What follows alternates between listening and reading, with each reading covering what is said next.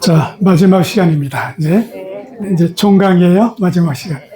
종강 시간이 제일 기쁘죠. 네? 그래서 이스라엘 백성이 이집트에서 종살이 하다가 모세에 의해서 해방되죠. 그래서 이스라엘 백성을 이끌고 이집트에서 나와서 이제 가나안 쪽으로 가는데 제일 먼저 만나는 장애가 뭡니까? 홍해예요. 바다예요. 뒤에서 이제 파라오가 변심해가지고 이게 배터리가 거의 끝나가는 것 같아요. 파라오가 군대를 이끌고 조금 크게 할 수 없나? 목소리가 좀 약해서. 들리긴 들리나요? 네. 제가 목소리가 약한데 늙으니까 더 약해졌어요. 이제 뒤에서 파라오가 내보내고 나서 이스라엘 백성이 다 나가면 노동이 없어지는 거야, 노동자가. 그래서 다시 쫓아오죠. 내빼야 되겠는데 뒤에서 잡으러 오는 군대, 앞에는 뭐가 가로막혀? 홍해.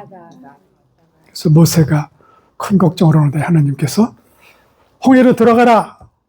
홍해로 전진하라. 근데 홍해로 들어가면 어떻게 돼요?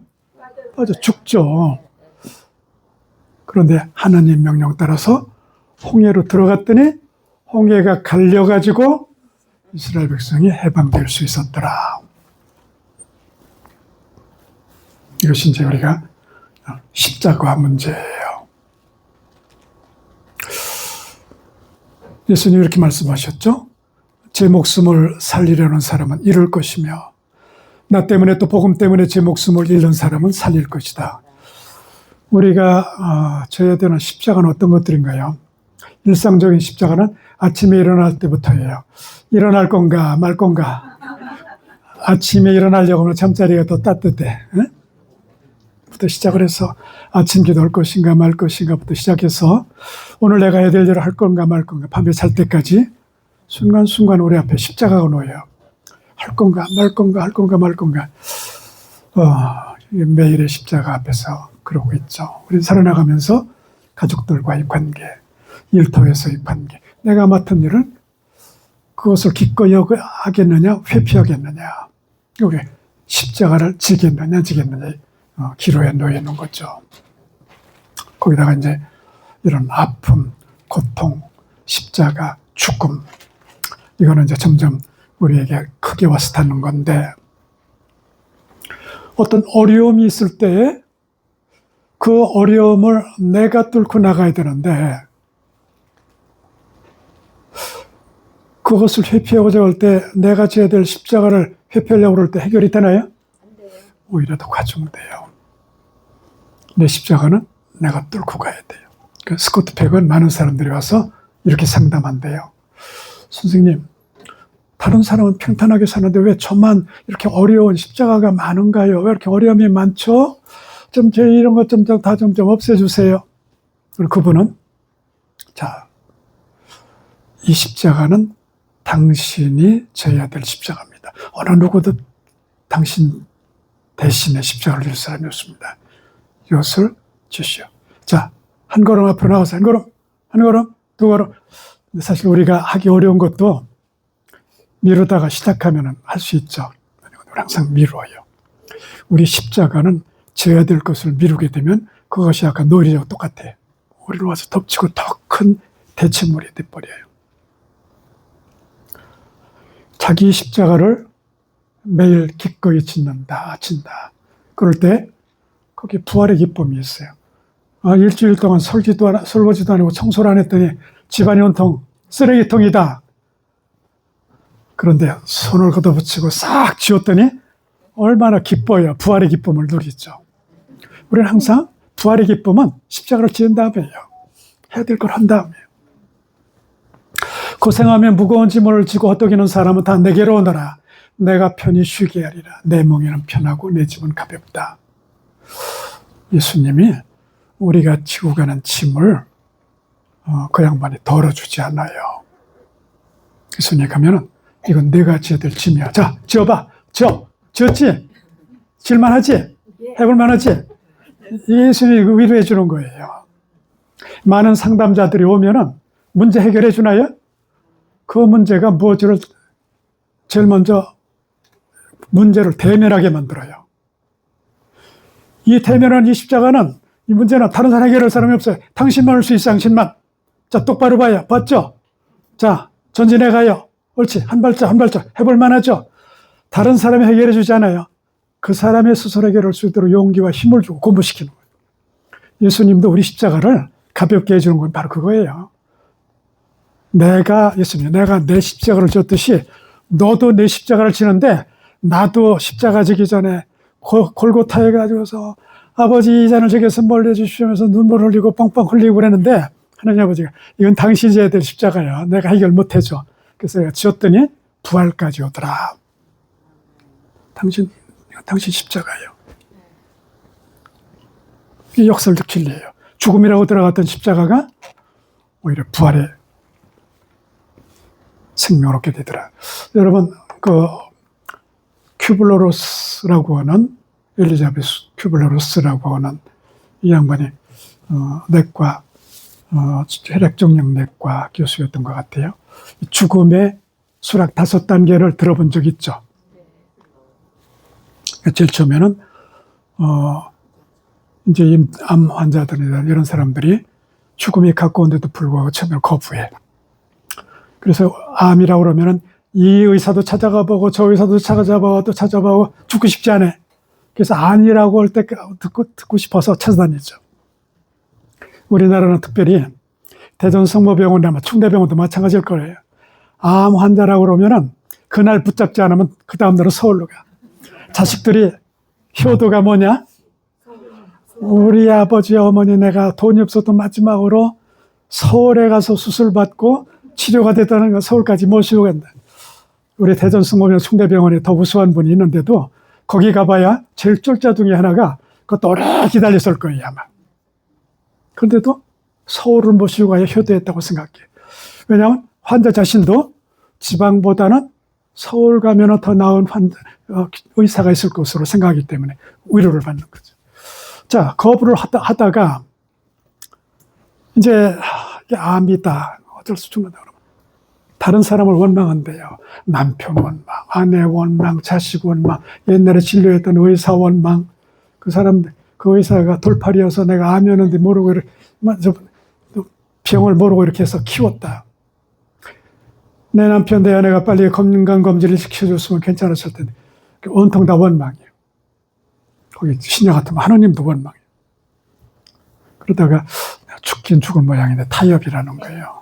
내가 자식을 결혼시켜야 되고, 내가 이거는 마쳐야 되고, 그래도 좀 더 좀 있다가 죽고, 아직 죽음 준비를 안 해요. 그러다가 어느 날 죽기는 죽는 모양이구나. 가만히 생각해봤더니 내가 나를 이토록 오게 만드는 거예요. 술도, 담배도, 너무 일도 많이 했고, 그리고 건강에 해로운 것 많이 했고, 건강검진도 잘 안 받았고, 내가 나를 망쳤다.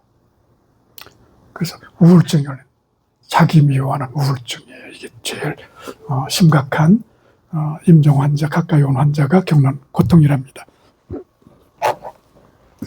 그 어두운 구를 고민하고 고뇌하고 우울증 걸려가면서 하다가 어느 날 어차피 죽게 되는 거 받아들이자. 그래서 기꺼이 받아들이는 사람이 있고, 천주교 신자 같으면은 좀 신부님 좀 모셔와요. 고해성사, 평자성사 받고 가족들하고 화해도 하고, 내가 좀 누구하고 좀 불편한 관계에 있는 사람이 있는데 좀 오라고 그래서 화해도 좀 하고. 이쯤 되면은 죽음을 많이 받아들인 거죠. 근데 많은 사람들이 5단계를 다 거치지 않는다는 거예요. 어떤 사람은 1단계에서 머물다 죽어요. 어느 사람은 2단계에서, 어떤 사람은 3단계에서, 어떤 사람은 4단계에서. 그래도 5단계까지 넘어가는 사람들은 어떤 사람들이냐? 신앙이 좋은 사람들은 죽음을 빨리 받아들이는 거예요. 그리고 주변에서 사랑을 많이 해주는 사람이 사랑 많이 받는 사람이 빨리 넘어가요. 외롭고 고독하고 소외된다고 생각하는 사람은 그게 안 되는 거예요. 자, 그러니까 이 죽음을 받아들이는 단계도 잘 받아들이면은 아픔도 똑같고 죽기도 똑같이 죽지만 그것이 어차피 죽어야 될 죽음을 잘 받아들이는데 죽으면은 영원한 생명으로 넘어가게 되고, 그러니까 고해성사, 병자성사, 노자성체를 잘 모시고 하느님께 나아가자. 영적으로 치유된 사람이 있죠. 의미를 찾은 거예요. 죽음의 의미. 누구나 인간의 숙명은 태어나서 부른 건 죽어요. 그걸 받아들이는 거예요. 그걸 못 받아들이면 불행해. 그토록 혼자 우울증에 걸릴 때는 집안 식구들한테 오면 짜증 부리고 자식들한테 짜증 부리고 의료진한테 짜증 부리고 그러던 사람이 죽음을 받아들이고 성사를 받는다면 달라져. 천사같이 돼서 갑자기 친절하고 스마일하고 고맙다 그러고 치유가 된 거예요. 영적 치유가 된 거예요. 의미 치유를 받은 거예요. 자, 그러면 이제 우리가 이제 끝맺는 말로 들어가 볼까요? 여러분들 이태석 신부님 잘 알죠? 2009년 12월 임종 한 달 전 이태석 신부는 한미 자랑스러운 의사상 수상식에서 동료 의사들에게 감동적인 메시지를 남겼습니다. 저 양반이 입원했다가 저 상을 받으러 오는데 처음에는 거절했다가 가게 되는 거예요. 이제 곧 돌아가시는 휠체어를 타고 간 거죠. 근데 저 상을 안 받으려고 하는데 의미가 있어서 받는다고 나중에 얘기해요. 마더들에서도 노벨 평화상을 타러 오라고 그럴 때 처음에는 안 가려고 그랬었어요. 내가 겸손하게 이렇게 봉사될 사람이 세계 유명한 상을 타러 간다는 건 이거는 내가 맛같지 않다. 근데 나중에 가요. 왜 가느냐? 이 세상 사람들한테 가난하고 어렵고 불쌍한 사람들을 돕고 사랑을 실천하면 그게 좋은 일이다 라고 하는 것을 사람들에게 알릴 수 있는 기회예요. 마더데레사가 저분 누구지? 노벨 평화상을 다 타고. 저분이 가난하고 어렵고 나병 환자, 에이즈 환자까지 정말 가족처럼 위하고 이러면서 치워준 거예요. 그게 훌륭한 일이다. 그 사람들이 그렇게 훌륭한 일을 했구나. 저렇게 훌륭한 일을 하는 거구나. 저것도 훌륭한 일이구나라고 하는 걸 사람에게 알리기 위해서 가셨다 이거예요. 자, 이태석 신부가 그날 동료 의사들에게 이렇게 얘기합니다. 저는 환자가 제 진료실에 들어오면 한 1, 2분 아무 말하지 않고 환자의 눈을 보는 습관이 있습니다. 의사와 환자의 만남은 의사와 환자의 만남이기 전에 한 인간과 한 인간이 만나는 진실된 순간이라고 생각합니다. 이 만남은 육체와 육체의 만남이기도 하지만 영혼과 영혼이 만나는 고귀한 순간이기도 합니다. 이번에야말로 정말 환대하는 거예요. 정감 있게 영적으로 진료하는 거죠. 사실 환자가 들어왔는데 앉으세요 해가지고 스마일하면서 그 사람의 눈을 바라봐가면서 한참 있다 보면은 그 사람을 많이 발견할 수 있을 거예요.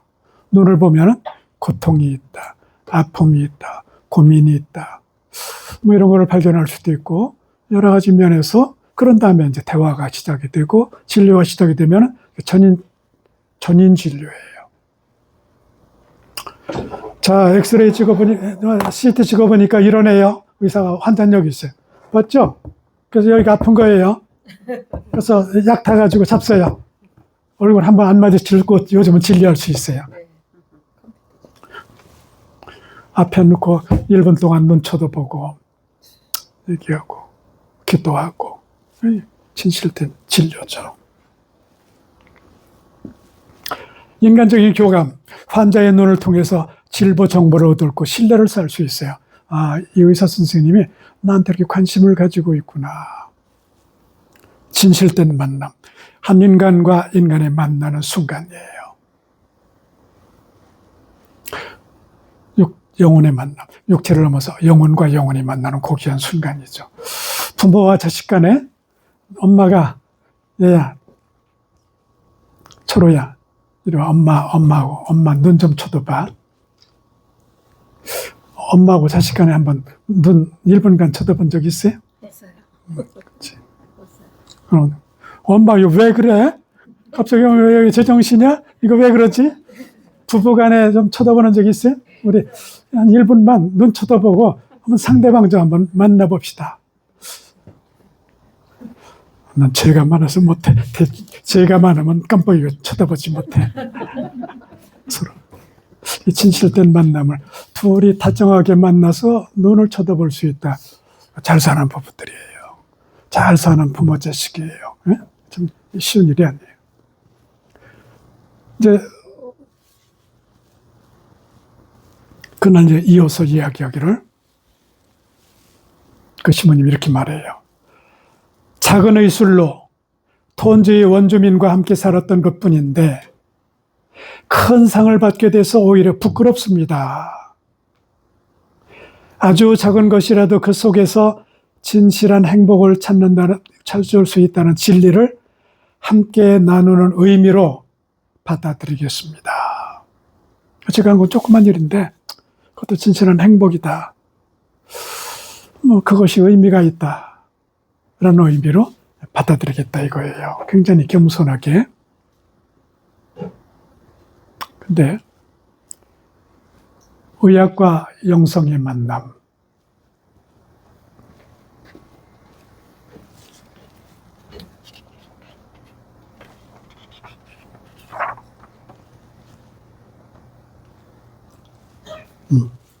조금 얘기해보죠.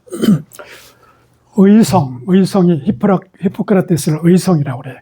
의사의 성인이다. 의료계의 성인이다. 히포크라테스는 이렇게 말해요. 의사에게는 철학이 있어야 된다.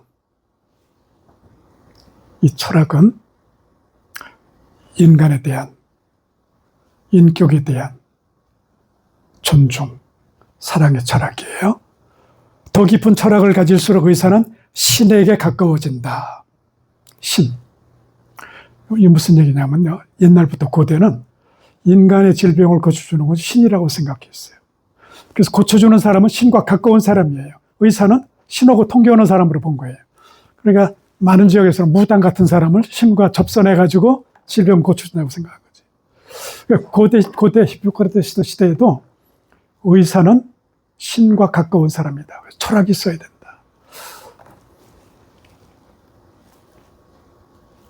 그래서 의사의 직분은 성직이다. 거룩한 직분이라 이거예요. 또 슈바이처 박사는 현대는 사상이나 종교에서 지식을 분리시켰는데 그 결과 자유로운 과학이 되었으나 반성하는 과학에서 거리가 멀어졌다. 무슨 얘기냐면요. 종교, 하느님, 하늘, 신앙 여기에서 이 주식이 점점 처음에 지식은 철학, 신학 이런 것이 성경 안에서 그리스도교 문화에서 자랐는데 점점 거기서 떨어져서 지식이 하나님 없는 지식, 영혼이 없는 지식 그러면서 과학이 오면서 현대 과학은 그야말로 굉장히 무신론적이죠. 이러다 보니까 이 지식이 본래 하느님과 종교와 연관되어 있었는데 이제는 지식은 굉장히 비인간화됐다 이런 얘기예요. 그러니까 의학도 마찬가지다 얘기입니다.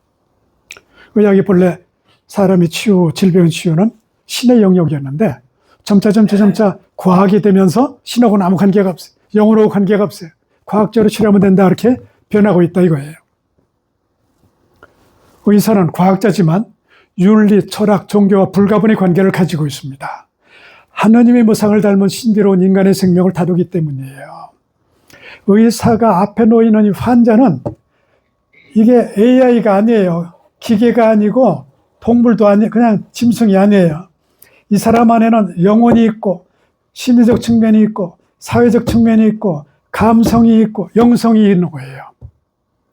이 사람을 자기가 그냥 부분적으로 약만 치료해주고 뭐 발라주고 약 처방하면 끝나는 게 아니라 이겁니다. 이 사람을 전체적으로 봐야 된다 이거예요. 이것이 의사의 직분이라 이겁니다. 하나님이 만드는 생명이에요. 그러니까 의사의 직분은 하나님이 주신 거예요. 공부해가지고 따는 게 아니에요. 공부해가지고 따긴 땄지만 하나님이 사명을 주신 거예요. 인간의 존엄성과 생명의 존귀함을 알지 못하고 신념을 갖지 못한 채 의사가 된다면 운전법규를 모르고 운행하는 기사와 같다. 앞에 있는 환자가 돈덩어리다.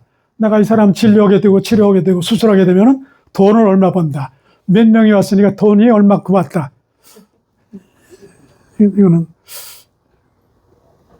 오늘의 의사의 자세가 아니죠. 진료를 하고 수술하면 물론 수입이 있고 그러면서 병원 경영할 수 있고 인건비 줄 수 있고 자기 가정 살림할 수 있는 건데 그저 인간의 생명, 존귀함, 존엄성을 이해하지 못한다면 운전법규 모르고 운행하는 의사와 기사와 같다. 성숙한 인격, 성숙한 윤리 및 영성이 뒷받침되지 않는 과학과 기술의 발전은 인간의 삶을 풍요롭게 하기보다는 오히려 황폐하게 만들어요. 아까 AI에 대해서 봤죠? 창세기 11장에 보게 되면 바벨탑 사건이 나와요. 그 내용을 보면은 바벨의 사람들이 이제 얼마 전에 노아 홍수로 인해서 사람이 잘못 쓰니까 하늘에서 비가 내려가지고 모든 사람이 다 죽게 되더라. 자, 우리가 잘못 안 할 수는 없고 탑을 쌓자. 어디까지? 하늘에 닿기까지. 하느님 발바닥 닿는 데까지. 당신도 안 돌아가시려면 거기까지는 비를 안 내릴 거다. 도전해. 하느님 있는 데까지. 어깨를 갖추는. 재료를 뭐로 쓰느냐? 그동안은 집을 지려면 진흙으로 이렇게 돌을 쌓는데 진흙 대신에 역청을 만들어서 쓰자. 돌 대신에 벽돌을 만들자. 이건 무슨 뜻이냐면요. 하나님이 만든 자료 가지고 만들지 마라.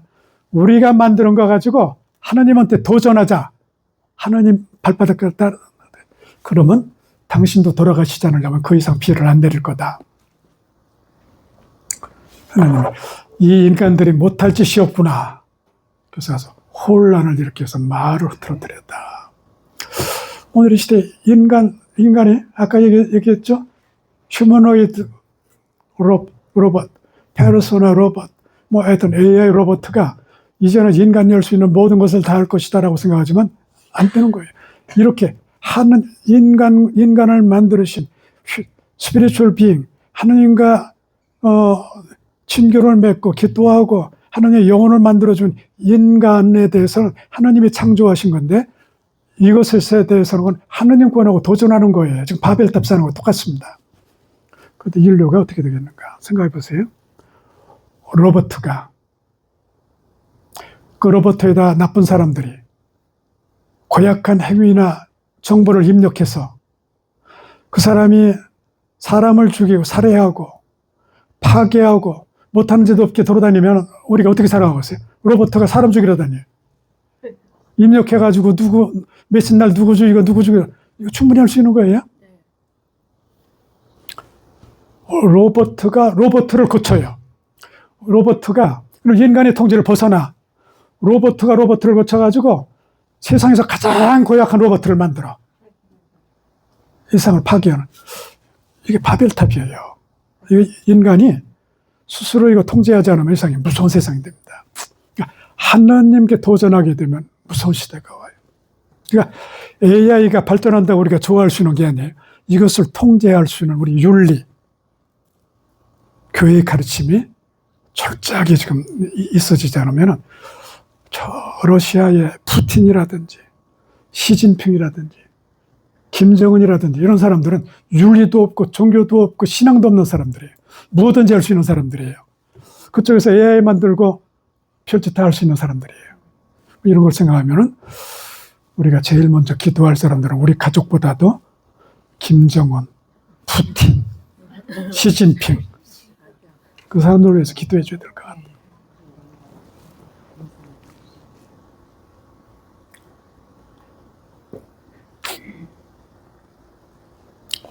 환자를 단순히 치료가 필요한 육체적인 존재로만 봐서는 안 되죠. 과학적 차원이. 환자는 하나님의 돌보심이 필요한 전인적 존재, 즉 은총이 필요한 신비로운 존재입니다. 영적인 차원에서 보면 의료 행위는 단순히 병들려 연약한 육체로 그치거나 돌보는 행위에서 멈추는 것이 아니라 아픈 사람을 돌보시는 하나님의 은총을 구체적으로 실현시켜 나가는 도구적 역할로서 신성한 영적 행위를 포함합니다. 실로 지금처럼 사명감을 가진 의료인이 절실히 요구된 때가 없었습니다.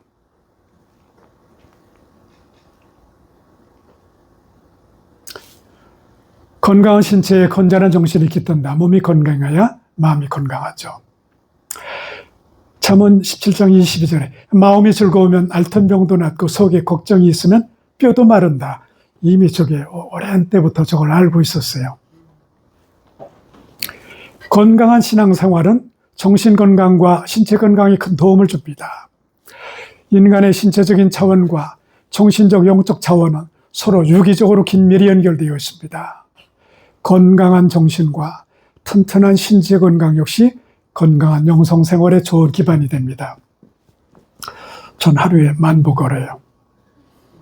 그래서 아직도 그래서 다리가 건강하고 꼿꼿한 셈이에요. 내년이 80살인데 그래도 비교적 아직은 건강한 편이에요. 그게 아직까지는 하나님이 주신 건강인데 매일 잘 걷고 그 다음에 규칙 생활해서 그런 것 같아요. 아침에 일어나는 시간부터 자는 시간까지 식사 시간 그리고 매일 10,000보 걷고 좋은 건강이 있으면 정신도 맑아지고 건강해요.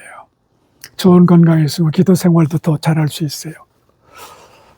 또 마음이 건강하면은 이제 그만 하는 것 같아. 마음이 건강하면은 몸도 건강하고 영혼도 건강해. 영혼이 건강하면은 마음도 건강해지고 신체도 건강해질 수 있어요. 이렇게 서로 어떤 통합적이고 모두가 통교가 되는 거죠. 네, 끝내라고 하는 것 같은데 이제 끝나가요. 그래서 현대 의료인들이 전인 이해를 해야 되겠고 전인 치료에 대해서 좀 더 많은 관심을 기울이고 노력해야 되겠어요. 그렇죠? 의사 선생님이 자기가 치료만 잘하는 거 가지고는 안 될 것 같아요. 그렇죠? 보니까 전인적으로 이해하고 전인적으로 도와야 돼요. 간호사 선생님들도 마찬가지예요. 네, 가만있어 보세요. 끝내고서. 이제 요거 이제 끝내는 말입니다. 이제. 어느 환자가 주치의한테 편지를 이렇게 보냈어요.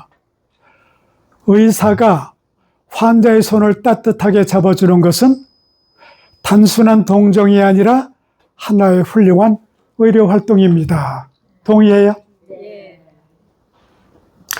의료인이 정감 있고 풍요로운 인간성, 사랑의 영성을 지닌 손을 통해서 환자는 신비로운 효험을 지닌 사랑스러운 엄마의 약손을 느끼게 됩니다. 끝. 감사합니다.